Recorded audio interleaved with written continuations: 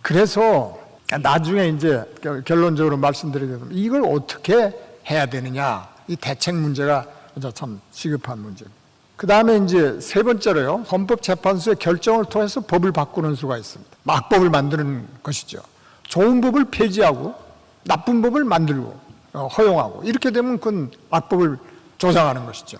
그 헌법재판소 예를 들면 말이죠, 과거에 이제 간통죄가 있었습니다. 이 간통죄가 있는 나라는 얼마 없어요. 다 간통죄는 다 폐지되고 그랬는데, 우리나라는 있는 나라 중에 하나죠.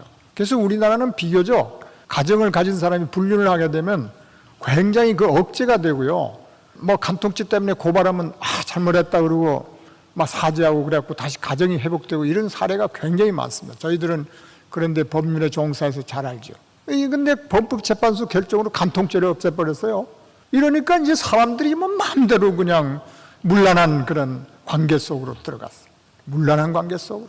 지금 우리나라의 그 음란 풍조가 상상을 초월합니다. 거기다 문화 마르크시즘의 성혁명, 섹스혁명, 섹스는 자유롭게 아무라도 관계없다, 이런 사상 풍조, 이걸 학교에서 가르치고 그래요. 이것 때문에 큰 문제랍니다. 가정이 형성이 안 되는 거예요. 굳이 뭐 가정 결혼할 필요가 뭐 있습니까? 그래서 이 간통죄를 그냥 없애버렸습니다. 그래가지고 요즘은 예를 들면 한쪽 배우자가 간통을 하면 이게 뭐 손해배상 청구, 민사상 손해배상 청구할 수밖에 없어요. 그럼 위자료 한 2, 3천만 원밖에 못 받습니다. 뭐 변호사 비용도 뭐 잘 안 될 수도 있고. 이러니까 이게 뭐 가정이 막 쉽게 깨져버리는 겁니다. 아시겠죠? 이 폐단이 얼마나 무서워. 그 다음에 헌법재판소 또 한 예만 들면요, 낙태죄라는 게 있습니다. 낙태. 그 낙태죄는 우리나라 같이 지금 아이를 안 낳는 이런 나라는 낙태죄가 있어서 그나마 이게 함부로 낙태를 못하고 그나마 이 출산이 더 도움이 굉장히 많이 되죠. 이게 엄격하게 지켜지면 굉장히 인구가 증가할 것입니다. 근데 지난번 헌법재판소에서 한정 합헌을 했어요. 좀 어려운 말이니까 이 낙태죄에 조금 위헌적인 요소가 있으니까 좀 좋게 고쳐라, 형법을 좋게 고쳐라, 그런 겁니다. 그러면 고치는 건 누가 합니까? 국회에서 해야 돼요. 근데 이 다수당을 가진 이 현 정부가, 현 집권당이 헌법재판소 그 결정을 무시하고 법을 안 만들어 버렸어요. 그냥 간통죄를 안 만들어 버렸어요. 조금 고치라는 건데 안 고쳐버렸다. 낙태죄가 없어져 버렸어요. 아시겠어요? 그래서요, 이제는 출산하기 전까지 언제든지 낙태를 할 수가 있어요. 하나님 앞에 무서운 죄를 범할 수 있도록 법 제도적으로 허용을 해버렸어요. 이게 보통 문제가 아니에요. 이렇게 헌법재판소의 결정을 통해서 법을 바꿀 수 있다. 그 다음에 이제 네 번째는요, 법원의 그 법을 집행하는 기관인 법원, 검찰, 그 다음에 특히 국가 안보에 관한 법을 집행하는, 수사하고 집행하는 기관인 국정원, 그 다음에 군 보안사, 뭐 경찰, 대공수사과, 이런 것들이죠. 소위 헌법을 수호하고 국가 안전 보장을 하는 이런 법기관들, 이런 사람들이 법을 충실하고 법대로 정직하고 정의롭게 집행을 해줘야 돼요. 근데 여러분, 오늘날 분명히 부정선거가 있었습니다. 제가 보기에 그냥 빈말로 하는 소리가 아니에요. 이 사전투표지를 넣었으면 투표지라는 게 좀 집어넣을 때 구부러져 있고 그렇게 돼야 되는 거 아니에요? 근데 제가 그걸 자세히 보니까요, 뭐 이상한 표들이 뭉텅이로 들어왔던 표시가 있는 것들이 굉장히 많아요. 이게 하나씩 넣어야 될 텐데 왜 표가 몇 장씩 붙어 있습니까? 그리고 그게 왜 인쇄된 게 들어옵니까? 프린트 돼야 되거든요. 그래서 이건 지금 의심이 가는 충분한 것들인데 대법원에서 선거 재판하면서 제대로 재판을 안 한다 이 말이야. 그래서 아무리 법을 좋은 거 만들어 놔도, 좋은 법이 돼 있어도 제대로 지키지 않고 재판이 정의롭지 못하면 그건 악법을 가지고 있는 거나 마찬가지다. 우리나라가 지금 그렇게 돼 있어요. 그래서 지금 우리가 이 코로나 지금 관계해서 우리가 좀 예자연에서 재판하잖아요. 저도 지난번 법정에 가봤습니다. 이 판사들이 어떤 생각을 하고 있나. 제가 너무너무 놀랐어요. 우리 변호사님들 참 신실하신 하나님의 종들이 말이죠. 전국에 한 20명밖에 없습니다. 하나님 앞에 헌신하는. 이분들이 정말 죽을 고생을 해서 소송을 하고 그러는데, 가서 그때 우리 7명 가서 재판하는 걸 제가 직접 참관하고 저도 한마디 하고 그랬습니다. 가만히 관찰해 보니까 판사들이 우리가 억울한 거 다 알아요.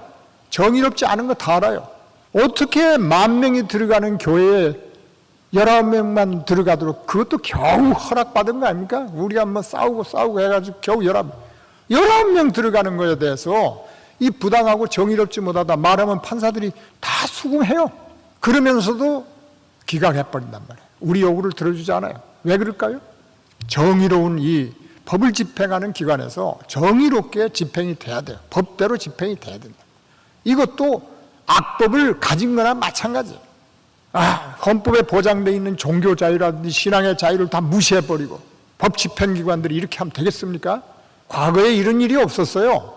과거에는 그래도 판사님들이 판사법원에서 말이죠. 정말 사표 각오하고 다 이렇게 재판하고 그랬어요. 근데 지금은 그런 판사가 극히 드물어요. 어떻게 그냥 최근에 영국 BBC 방송에서 기가 막힌 그 방송을 하는 걸 제가 최근에 들었는데 여러 가지 지적이 있습니다만, 첫째, 한국은 이상한 나라가 돼버렸다.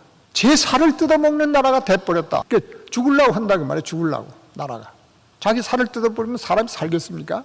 비유적인 얘기죠. 그리고 맨 마지막에 보면요, 도대체 재판이 정의롭지 않다. 재판은 판사들이 엉터리다 이거. 이게 영국에서 우리나라를 보고 그런 걸 방송을 했어요. 이게 참 부끄러운 이야기죠. 나 한국은 어떻게 해서 좋게 잘 나가던 나라가 이렇게 스스로 망하는 길로 가는가. 이게 방송이에요. 참 가슴 아픈 일입니다. 최근에 안철수 대표가요, 뉴 이슈 포청천이라는 유튜브에 제가 우연히 보니까 거기 가서 대담을 하는데, 그분이 안노스트라다무스라고 그래요. 안스트라다무스.